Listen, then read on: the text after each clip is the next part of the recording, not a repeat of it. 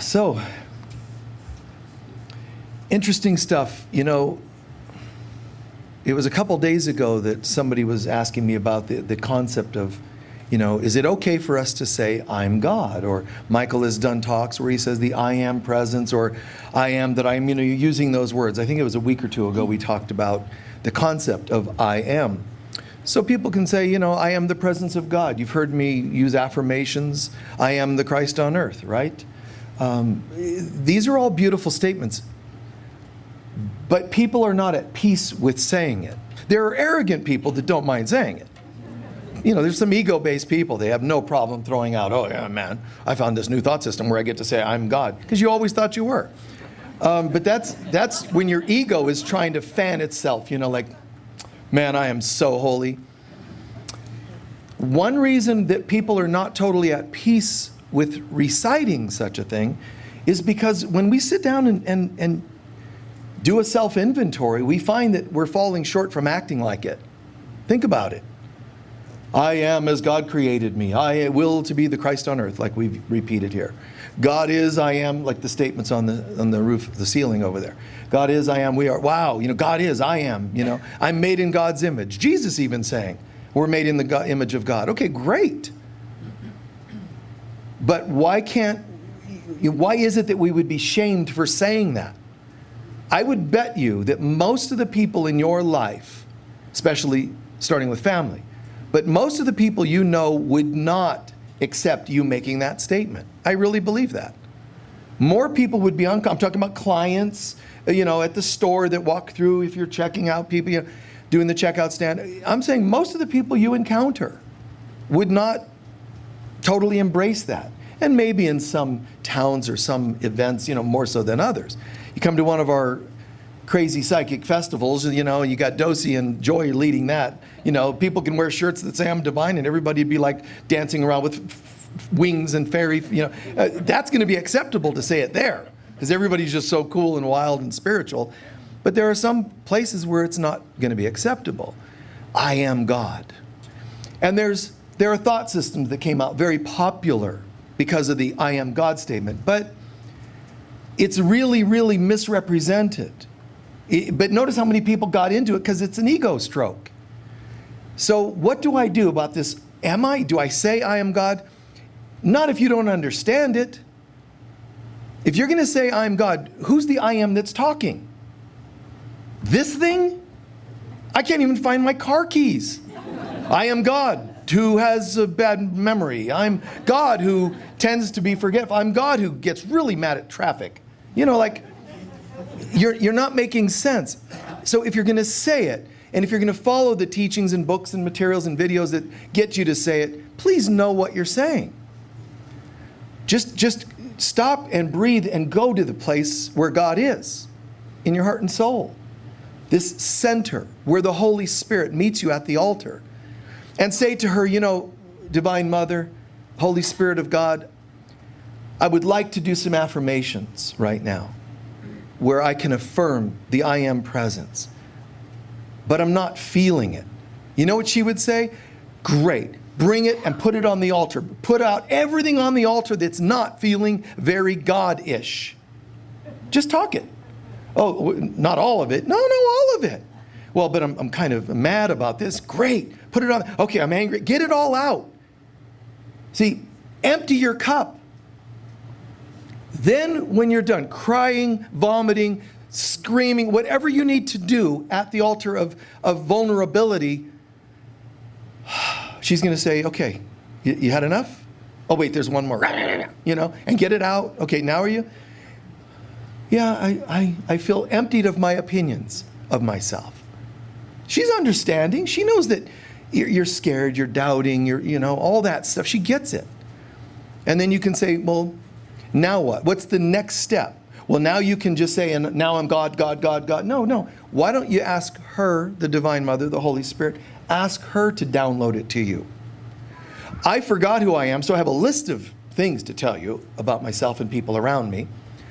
But when I'm done getting all that out, can you show me who I really am? If you're God, and really if I am your holy child, what would you really prefer that I think about myself? Just ask and wait. And you're going to hear anything from nice person, good sense of humor, beautiful soul, divine being. Who knows? And it doesn't matter. You might only get nice person. You'll be like, can you do better than that? Don't. Let it be. She's going to tell you only what you can accept.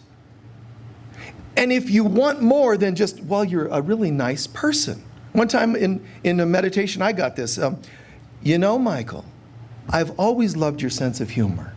That's what the Holy Spirit said to me. Now, I could have went, well, now, wait a minute. What about, and you're also holy and Christy, you know? No, I didn't do that. So it's okay, whatever you hear. If you think, yeah, but I would love it to be far more compliment, I wonder if that's God or the ego trying to infiltrate, first of all. But here's what's really nice. If you do want more, and you're like, oh, God, I got to admit, I want to say that too. Mother, Holy Spirit of God, man, I was really hoping for you are the I am presence of the universe. You know what? Say that. There's this, call me silly, call me arrogant. I wanted this really big, grandiose statement, and I'm going to take my wishing for that and put that on the altar. That opens me even more to, and then she, you'll hear her say, now that you put your, big holy, self up there and cleared it, now you can feel the very thing that was blocked by that thing. So here it comes, the download. And people say to me, I want to see color, I want to see, stop. Stop demanding what to see. There are special effects and there are feelings. Both of those are things you and I will feel in our awakening process. That's great news. Of the two, believe it or not, the feeling is the most important. It's more important for you to see, for you to feel like a sense of peace than it is for you to see golden light and angels. I know in our heads we go, oh no, but I got friends that, oh my God, they see legions of angels and the trumpet blasts and St. Peter shows up once in a while, and that's really nice. Here's what you could do. If I were you, even if you got visual special effects, you got some really amazing special effects being down, Lucasfilms in there, man, doing all these amazing clouds parting and angels and archangels, and they all come and bow at your feet. What I would recommend for you to do, instead of going, wow, man, wow, this is amazing. Aren't I something? What I would do if I were you is go, and how does all that feel? Amazing. Breathe in, amazing. It feels very like, wow, me, really? Breathe in, wow, me, really? Breathe in the feeling even of the special effects. The ego knows every part of our being. It really does, except our divinity. Because the ego was created after and at the moment we chose to give up our divinity. So the ego knows that a little ego stroke will throw you off. And so just see through that and call in the most important piece, the feeling. The ego cannot stop you from free will. So when you say, I'm choosing to feel the feeling of, like all these angels, and you might be like, oh my God, that's so amazing. Well, but what's the feeling? Holiness. Breathe in the holiness. Breathe in, and if you say, I tried that, Michael, I still love the special effects, and I tried to breathe in, but I wasn't getting it. Then try this. Try to make believe that you know how it feels to feel holiness. I swear. Just make believe that you know how holiness feels, and you'll start to feel holiness. Does that make sense? Just go with it. Refuse to consider yourself incapable of feeling the presence of God, which is felt through a divine feeling. So, we can walk around, I am that I am, I'm the image of God, or all these wonderful big statements. But ask yourself this: if God were to show up right now, if you were in one of those times when you're like doing the I'm holy, I'm a divine being, great. If God showed up right in front of you and said, hi, I'm going to call you on that. I'm here to call you on that. I heard that you're doing this I am thing. I am holy. I'm a divine being. I'm made in God's image. So I just decided I'd show up and find out. And God would say potentially, I'm going to have you rate yourself 0 to 10. 10 being me. How you doing? Now some of you, oh, I'm an 8. No, I don't believe that. I don't believe that if you're trying to be philosophical and kind of cool, you're going to give yourself a high rating.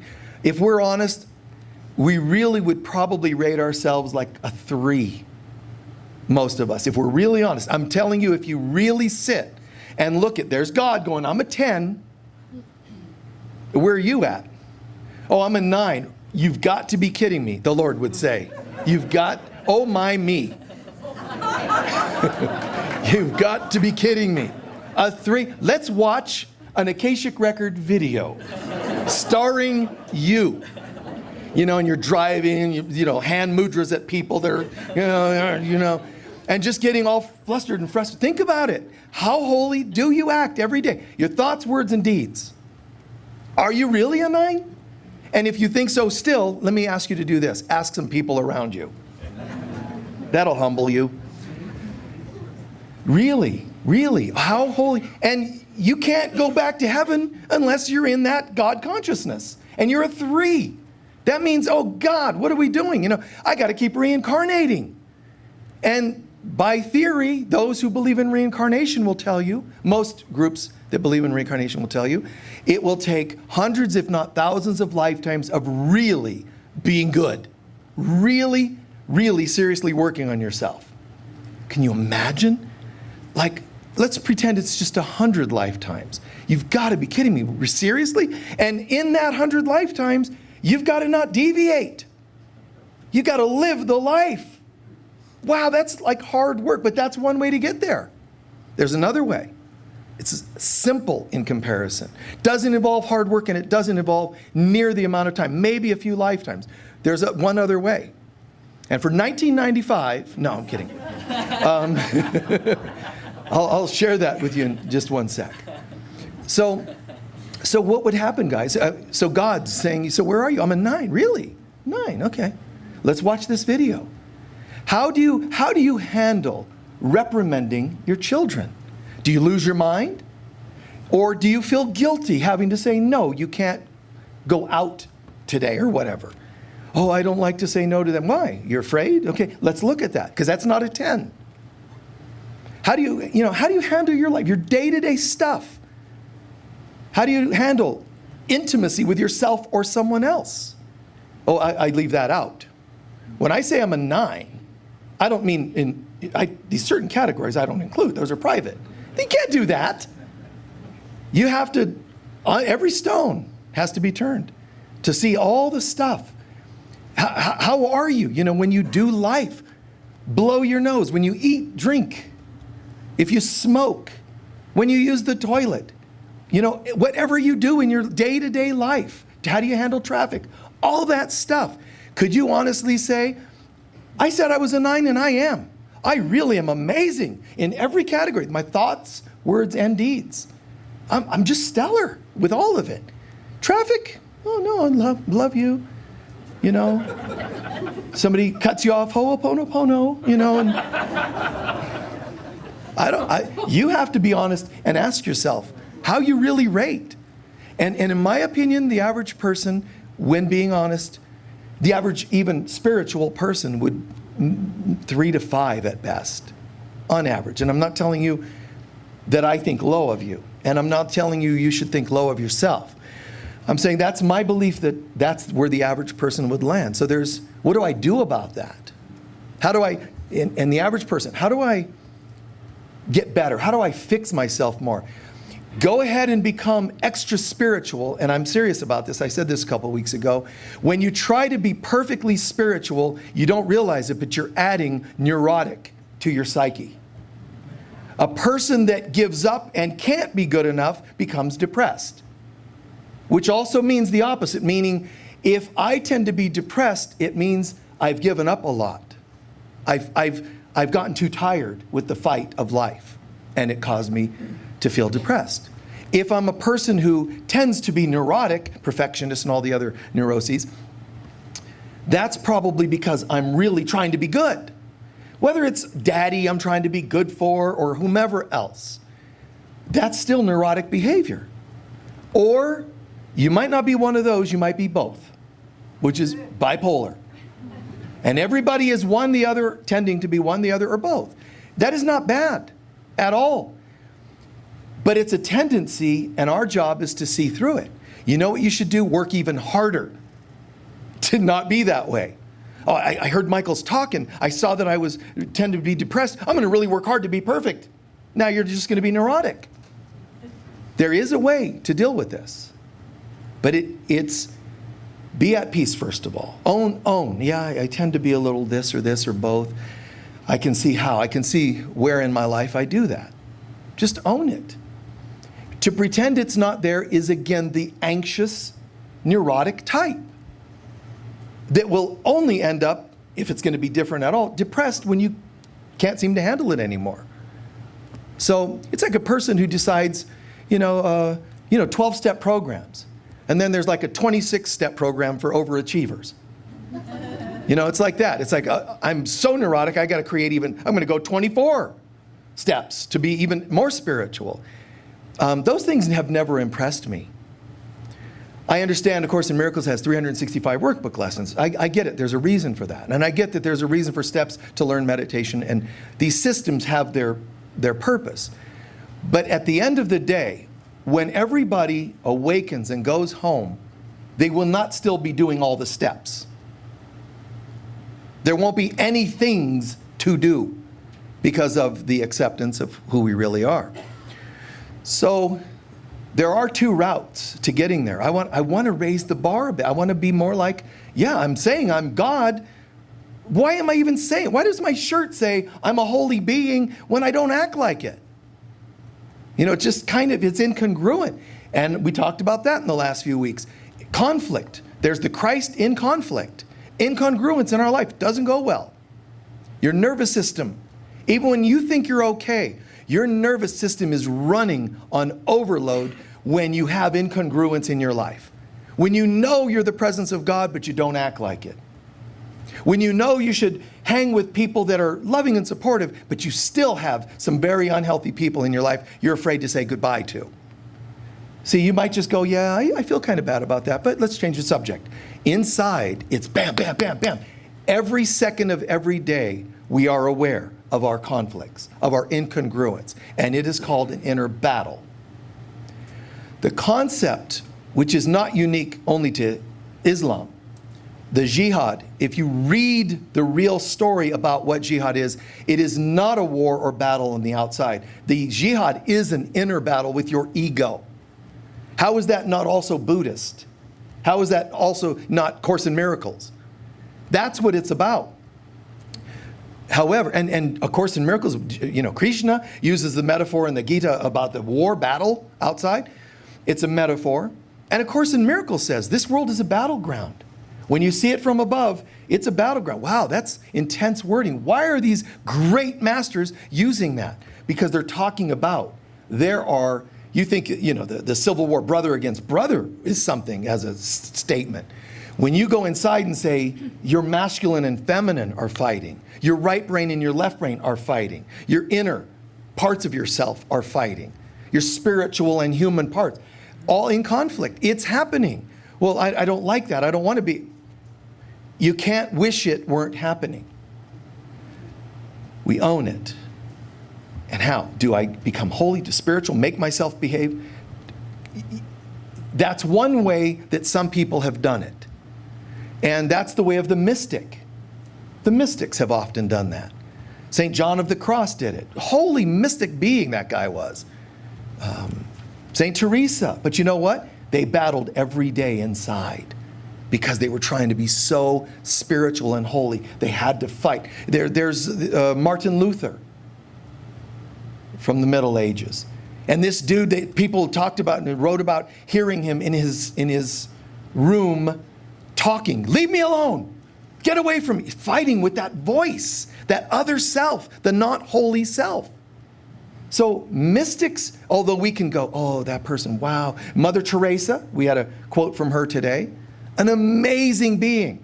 And still, I don't know anybody that, in the last several years, I don't know anybody that has come to me to mention Mother Teresa without adding the gossip about her.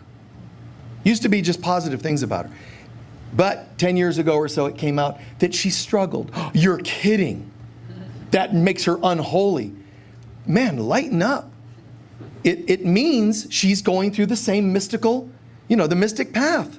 I know one thing, but this other's there. Why do I have to fight with that other self? Because part of me knows and part of me believes. Not believes the knowing. Part of me has an opinion that I'm not as holy as I could be, that I should be. So one path is working harder to become spiritual. The second path that I said I'd come back to, that is the path of forgiving yourself for not being holy enough. So instead of, I must not smoke. I must not smoke. And snap a rubber band and all the things people try to not, as though smoking is an evil. No, you judge yourself as evil, then you smoke in celebration of your evil, and you make yourself fight over it inside.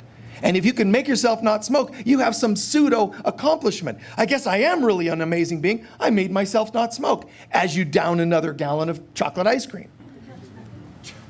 You cannot win of yourself. You need the mother to birth the Christ in you. It's what mothers do. So call on the Holy Spirit.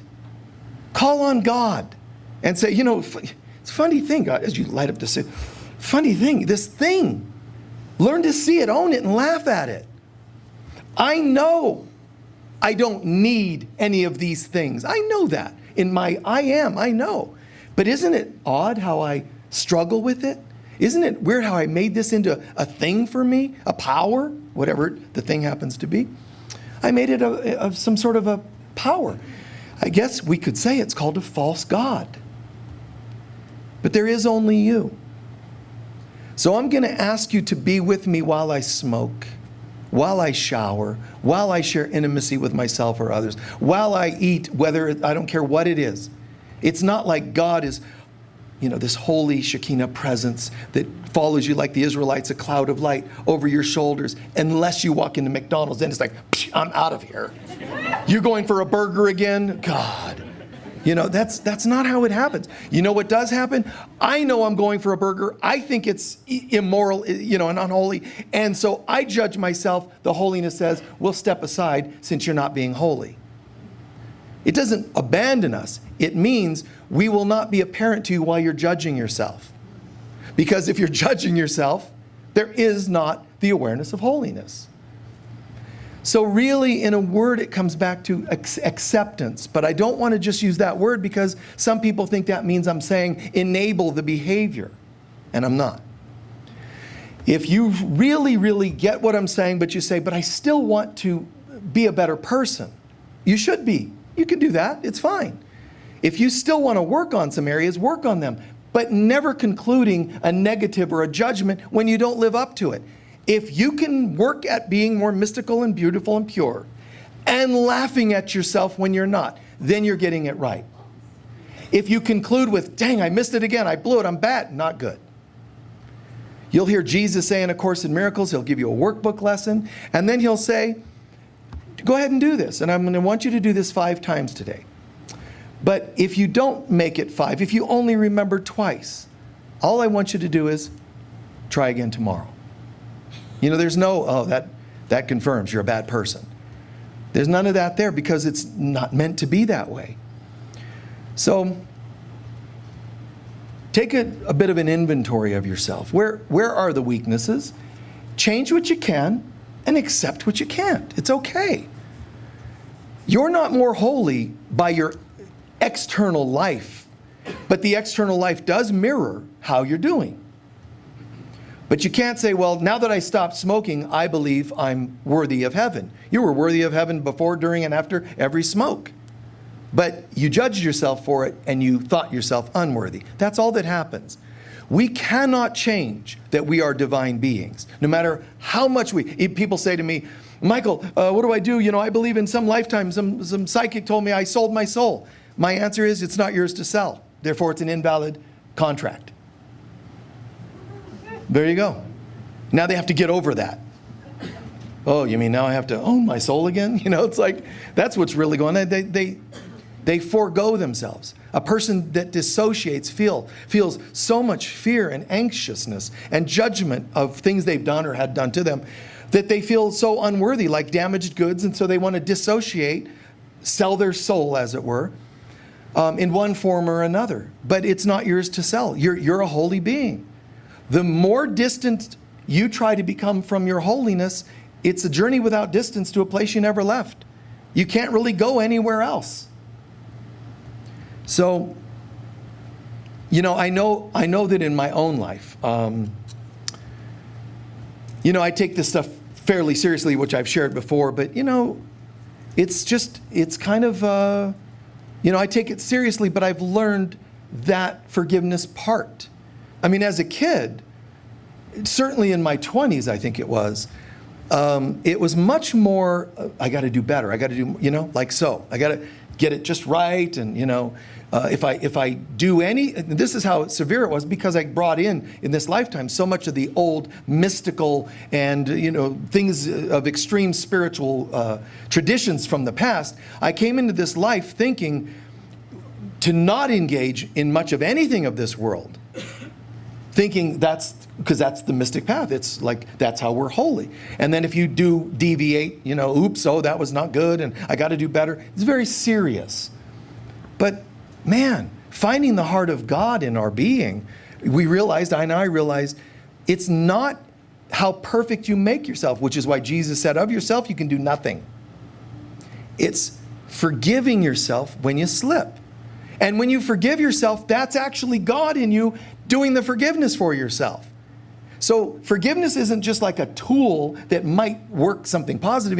It is the bringing in and anchoring the presence of the divine that's forgiving you for thinking you weren't divine.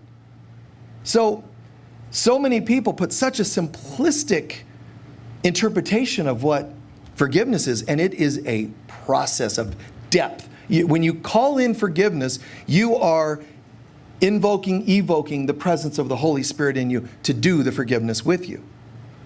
You see what I'm saying? It's like, wow, surely the presence of the Lord is in this place. Not because forgiveness will get me to that, although it'll seem like a distance kind of a thing. It might take a day or time and space, it's all an illusion. But what's really happening is I practice forgiveness, and as soon as I practice it, it takes the Holy Spirit to help me forgive. So when I call in, I'm going to practice forgiveness now. She's already descending into your being. She's not waiting for you to forgive, which is what people think. She is the process of bridging. She is the process of forgiveness in us. She's the teacher, the healer. So next thing you know, you're practicing some exercise, and you feel this less stress. You feel less anxious. You feel more accepting, but it's more real. So you light up the cigarette, but it's not done in the same old way. It's not with shame, nor is it with ego pride. It's like, aside from all the things I can do in the outside world, I am a holy being. What I have found happening in my own life is that when we practice this, things that we found to be unholy, I swear, they just start falling away on their own. So the way to enter, why you enter recovery, and a step being that involves God participation in your recovery program, is right. And some people are saying, I think we're going to create a 12-step program that doesn't include God. Not a good idea. It's completely inaccurate to call yourself recovered without the presence of God. All you are is behaving differently. But it's just it's a lie. Honestly, it's a lie. And I know some people would think that's a bit, intense, but it is. It's just a game you're playing. You're, pretending to be something, and it's not really there. It's not truly integrated. So There's something so powerful in being vulnerable and in being dependent on the divine. We're calling on it to bring us to a state of mind that basically, we have forgotten how to reach. So look at the options. How do you rate yourself? And look at the options. What do I need to get that number higher? And if it were me, I would say, what can I do to bring that number up? There's some simple things. Okay, maybe I can be more patient, breathe before you respond to things. There's some simple things you can do. And wow, next thing you know, you're from a 3 or a 4 or 5. Do not think you're going to go up the scale with your own doings. It's got to be with the participation, the calling upon the Divine Mother. So one way to reach her, access her, bring her into the picture is forgiveness. So again, don't try to fix everything in your life. Forgive yourself for those things. Forgive yourself for the variables, the things that kind of make you feel like you deviate. The mystic path is beautiful, and if some of you feel like you're on that path, I'm going to tell you this. If you feel like you're on the mystic path, the one of, okay, no intimacy, I'm going to kind of move away from that, and I'll not eat certain foods, and so on and so on, all they're called disciplines. Those of you who feel called to do that, I'm going to let you in on a secret. You've already done that before. If you feel called to let go of this, it's probably not a new calling. You're remembering that you have done the mystic path to some degree before. Maybe you did 20% in your life. Maybe now it's 40%.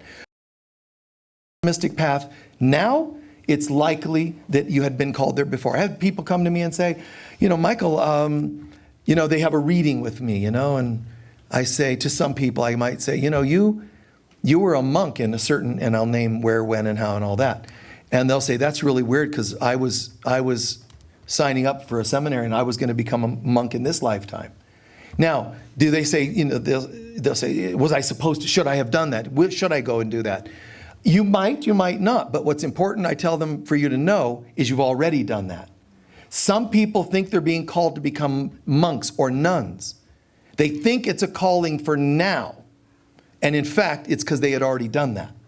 They're remembering. They're not hearing an inspiration calling. They're remembering. You see the difference? And it can be confusing. Oh, well, there we go. I've already done that. This is kind of cool. Been nun, done that, It's kind of cool. So now you can let yourself off the hook and see what else you want to do. I almost did that myself. I almost took off. It was around, give or take a year or two, it was around 1990, going through the dark night of the soul, and I tried to find out, made a couple calls, find out where is there a monastery. I'm going to go and disappear from the world. And I'm kind of glad I didn't. Thank you. Yeah, I was tempted because that's what pain does. And, we think taking off and here's a quick a bit related to that, how we have compulsions and we misunderstand them. We're getting closer and closer to a time in this world where things are reaching an impasse. It's the ending, as some people call it. Things that is happening. That is happening. It really is happening. Earth changes, pole shifts, all that is coming, and it's already happening. You can see in the insanity in the world. Now, one of the most consistent pieces of advice that we get with these kinds of stories is there's going to come a point where there's going to be a few days of absolute, what the Hopi call God reaching down and taking the earth and shaking it violently, which it did in one phase. We already went through the first phase of it. A second shaking, which was light but heavy at the time, and that second one's already done. The Hopi and others have said the third shaking is starting now, which many of us have known for a long time. But the third shaking is starting. And are they making that up? No. They've known this for a long time. They saw it coming and they said, now is the time. So this is, and that's just them. I mean, there's so many that corroborate that same point. But one of the things that's going to come is there's going to be 3 days, which sounds like not long. Yeah, it's just a bad weekend, right? No. 3 days of intense catastrophic things happening in the world.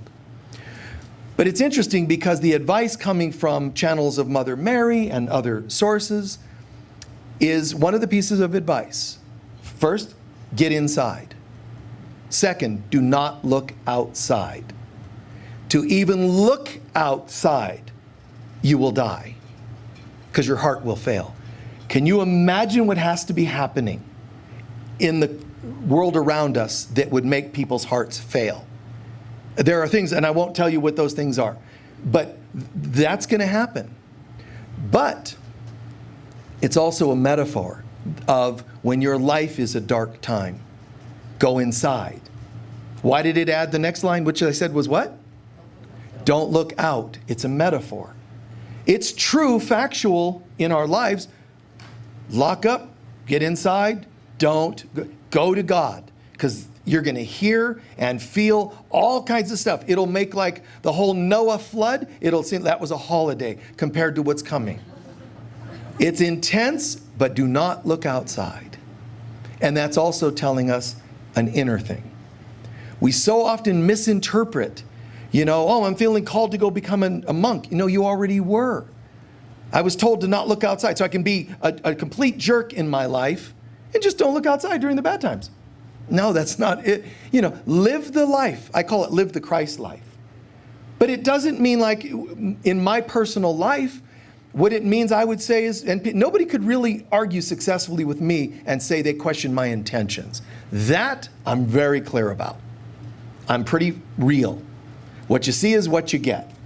And I have had a couple of experiences in my life that I would say I regret, or I would have preferred to do it differently. But it's kind of nice that there aren't that many of those. See? Really good guy, but not good enough. See, that's the mystic. Not good enough. You take that to the altar. And so in my life, yeah, I feel like, and this is, you check in with yourself. I feel like I'm pretty kind. I do my best to be of service to people. I feel loving and forgiving. That's how how am I doing? And I think I do pretty well with that. It's not just inner loving, forgiving. Outside, I feel like I'm of service a lot. So I do what I can to live the Christ life and forgive others what I perceive in them, if it's negative, and forgive myself if I perceive something of myself that feels off. That's our job. That's all. Do your best. Forgive the rest. Feel right? Yeah. And whether it's literal hard times outside or inside, the job is still the same. Go inside. And don't look with your eyes means several things. It also means don't let your perception hook you. Don't let your opinions of people hook you. So with Mother Teresa, she had doubts. I heard she went through a dark period. I'm glad she did. Because she fought the fight and she won. But some people she shouldn't have had that fight. She shouldn't have had doubts. Stop. You're just being all religious on me. I don't want to hear it. It's just so silly. So hopefully this has made good sense. Hopefully, you're really getting the feel of what's happening. We're changing our name here to the Global Center for Christ Consciousness. And that feels just so right. And oh my God, the vibes already just going to another level. We want to be, a quick story is the AC unit blew out because it's fairly old. The AC unit blew out the other day, and I got a call, and one of the board members is, oh my God, what do we do? And it's so amazing, the integrity and the work. They're on it. They're making calls to find out.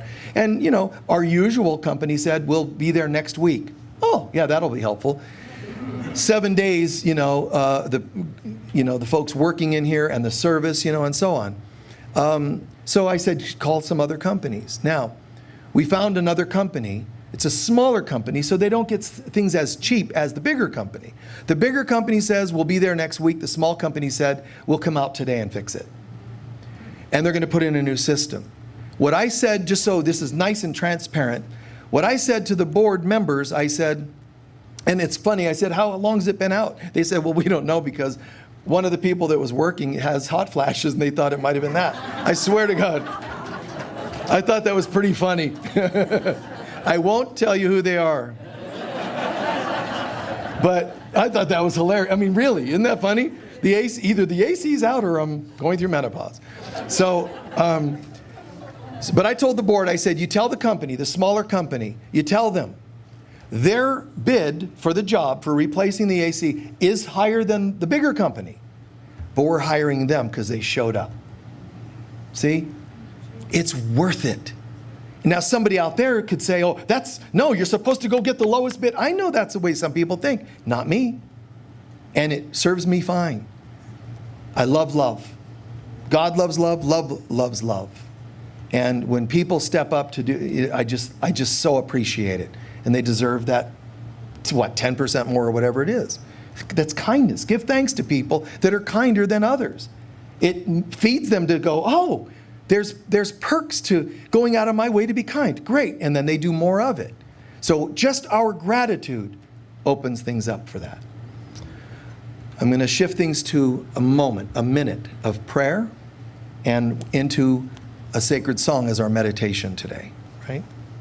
Okay. I'll start it off with prayer. Just eyes closed, relaxed breathing.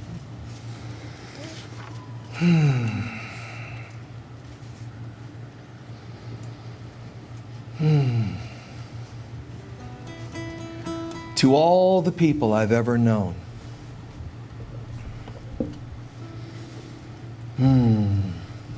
I'm sorry for the times I didn't fully show up. Please forgive me. I love you. Thank you. To my children in any lifetime, I'm sorry if I ever fell short. Please forgive me. I love you. Thank you. To all friends, past, current, future, I'm sorry for anything that would ever cause any of us to question our friendship. Done. I'm sorry. Please forgive me. I love you. Thank you. To people I've been intimate with, lovers, in any way, shape, or form, I'm sorry. Any confusion, any distractions, I love you. Please forgive me. I love you. I'm so sorry. Thank you. To parents of mine in any lifetime, whatever it was that was ever a moment, if not years of tension, I'm sorry. Please forgive me. I love you. Thank you. To spiritual teachers, counselors that have ever failed me, people I've been angry at, mechanics, electricians, anybody that was playing a role that I had a certain hope or agenda, need, and it seemed like you failed me, and I held anger, resentment inside, I'm sorry. Please forgive me. I love you. And thank you.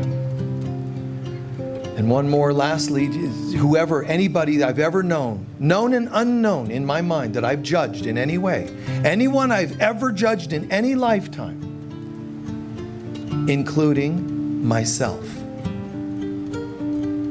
I'm sorry. Please forgive me. And the please forgive me is not begging your acceptance and forgiveness. It's a statement of fact. Please forgive me. It's done. I love you. Thank you. If there's anything else or anyone else that you need to include in that prayer, just take 10 seconds, 20 seconds now to include them on your own. And we'll move into a very sacred song.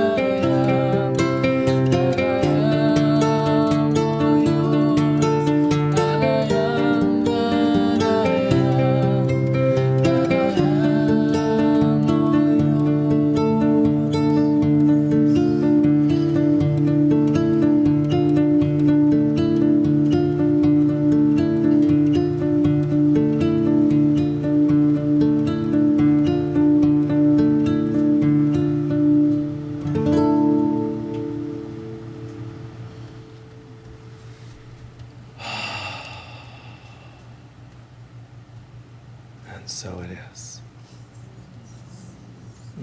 Perfect. Just continue integrating for a moment. You can open your eyes, you can stretch out, whatever, but take a moment to integrate what you're feeling, how you're feeling. Divinity, holiness, Holy, holy. Oh. In a moment, not yet, but in a moment we'll take up our collection. But I don't want you to stir about with all that yet. Before we do the collection, I want to share a couple of things. First of all, remember chaplains are available in a chaplain circle after the service. They'll be at the sides of the walls here, the side of the room.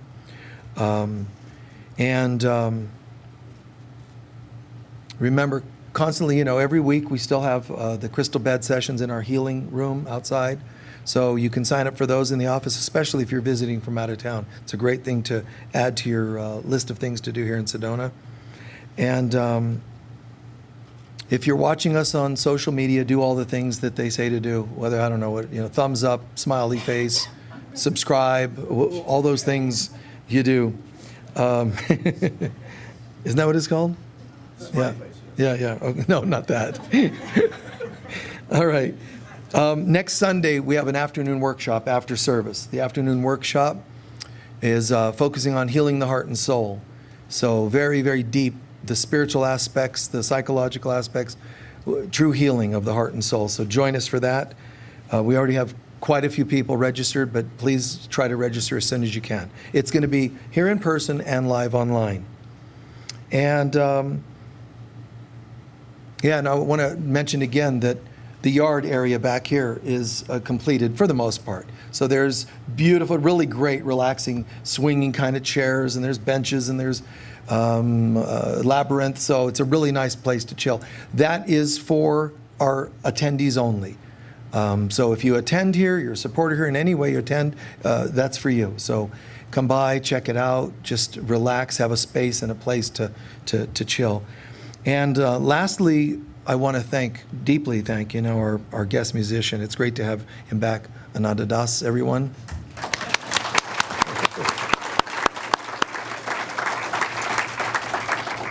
He's got a table in the foyer, so please stop by, thank him, share with him what you can, pick up some CDs, that sort of thing. It's, he's got great material. And it really is great to have him as one of our regulars. It's just really, really cool. I love our music program, how it's coming along. We're able to get more and more music here, so thank you. And keep doing your best. Arrive on time. A few minutes early is wise. We're making it more and more of a point to start on the hour with some of the things. If we have to do copyrighted songs before, we do it before that time, so we can still do our personal things like that. All righty? All right, we're going to take up our collection. If the ushers would give us a hand.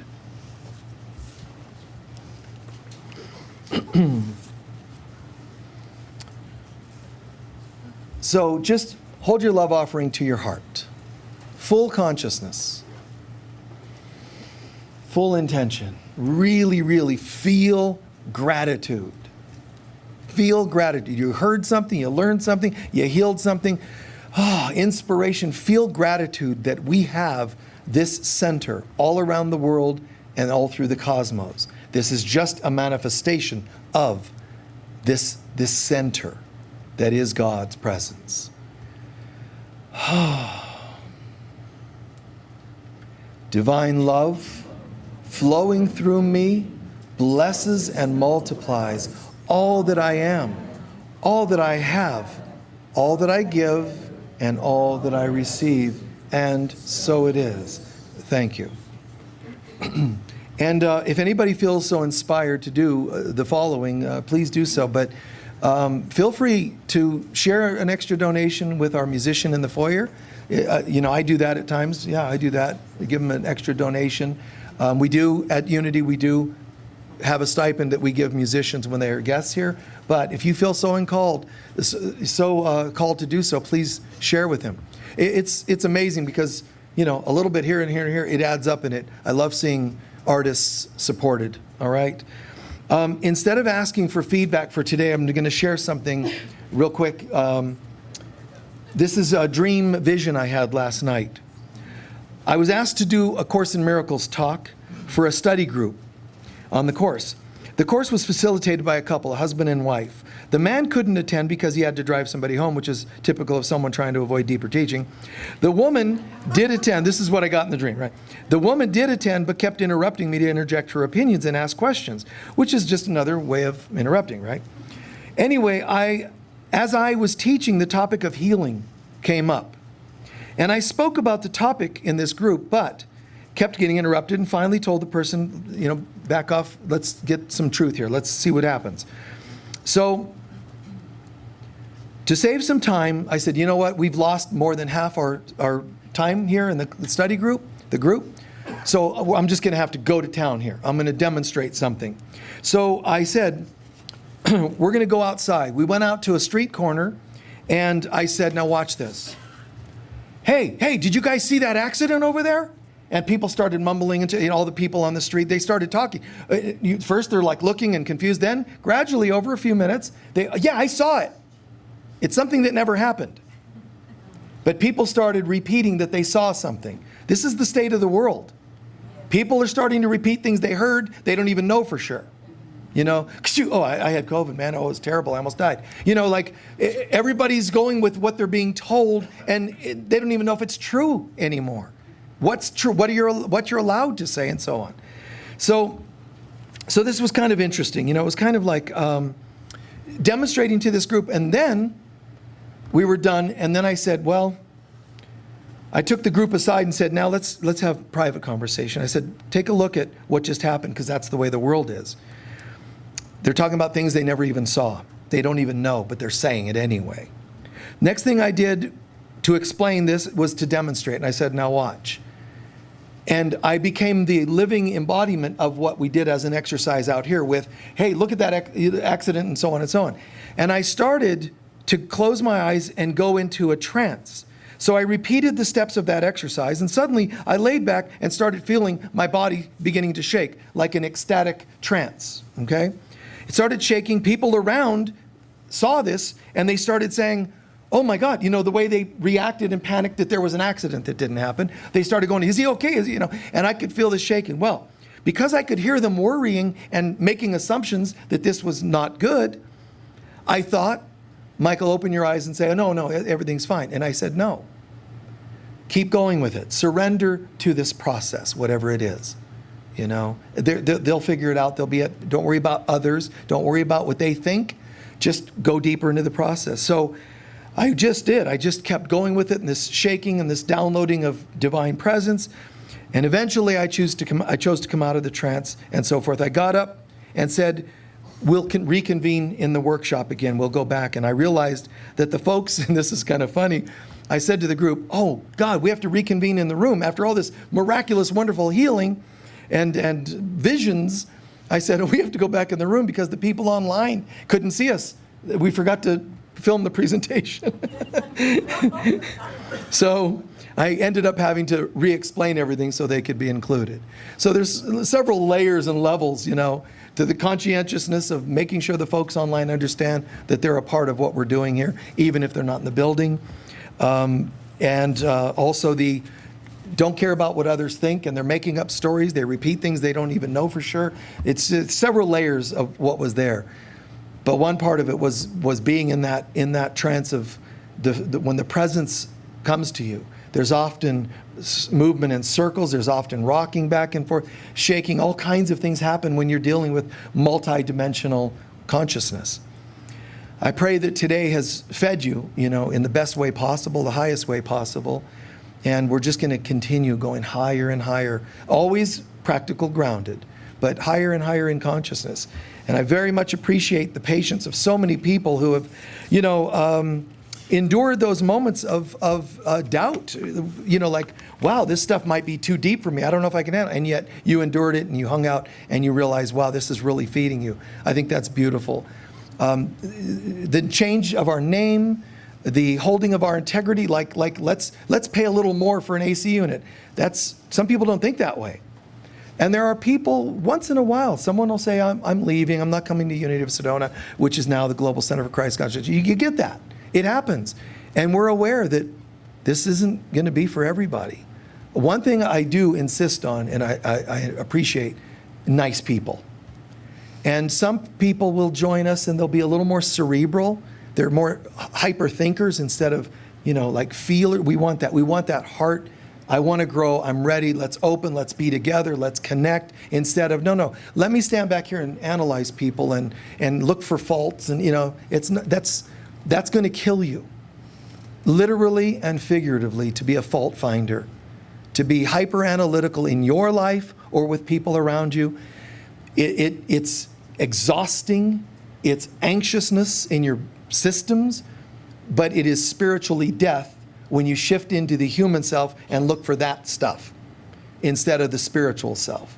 So it's far better to be spiritually alive, and let that come through into your day-to-day life. So I appreciate all of you, so many people around the world that are committed to that. And you must be getting what I'm saying in terms of priorities and God first and consciousness. We wouldn't have such a successful experience. So thank you very much. Oh, thank you. Thanks. Please stand for our closing. Yeah, of course. Use this mic.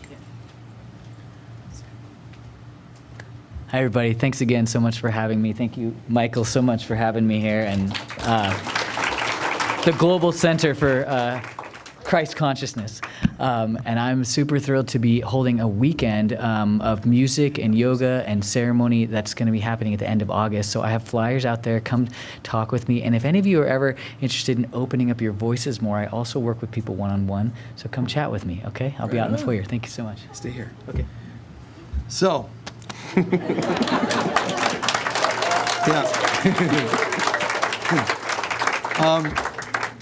this is called the Chi Amigos. This is what we're all about. We're in our 40s, 50s, and 60s, and we're still the Chi Amigos, right? And one last thing, Dosi is related to being the power behind the hiring of each of us. So do you see a pattern? Next time you see Dosi, let her know we're on to her. There's a pattern here. There's a pattern here. Thanks, guys. Okay. Thank you, guys. Such gratitude. Thank you for being playful. It's nice to be with people that lighten up. Soaking in what we heard, learned, shared today. My God. The holy, holy song, the songs and music, the feeling, the years of honing skills of Ananda. God, just such a beautiful space place. And the people around you, the seats around you, or just the intended presence to be here with you, each other. So grateful, Father, Mother, God, that you've got this plan, the divine plan of humanity's awakening, the undoing of the old and the awakening of that which is real and has always been. Holy, loving presence. The light of God surrounds us. The love of God enfolds us. The power of God protects us. And the presence of God watches over us. Wherever we go, God is, I am, we are, and so it is. Peace be with you all. Bye-bye.